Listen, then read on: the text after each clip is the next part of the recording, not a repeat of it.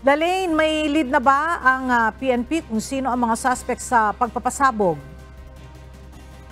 Wala pang natukoy na suspect ang Philippine National Police dito sa nangyaring umano'y pagpapasabog ng elf truck dito sa Panabo City. Pero ayon sa kanilang initial na investigasyon, may dalawang lalaki na nagtapon umano ng bomba dito sa isang elf truck kagabi. Isang babaeng pasahero ng elf truck ang nasawi matapos sumabog ang sinasakyan nitong truck sa National Highway, Barangay JP Laurel, Panabo City, Davao del Norte, alas 6:50 kagabi. Isinugod pa ito sa Carmen District Hospital pero hindi na ito nakasurvive.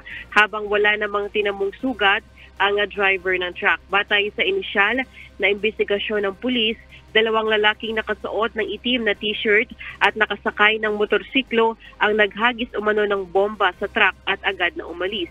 Agad namang nagsagawa ng border checkpoint ng PNP at hinigpitan ang seguridad sa lugar.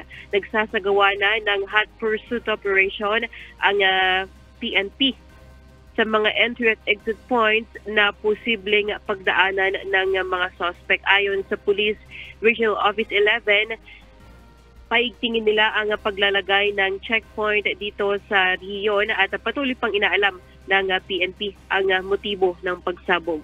Yan muna ating balita mula rito sa Panabo City, Davao del Norte. Balik sa iyo, Ella. Maraming salamat, Lalaine Moreno.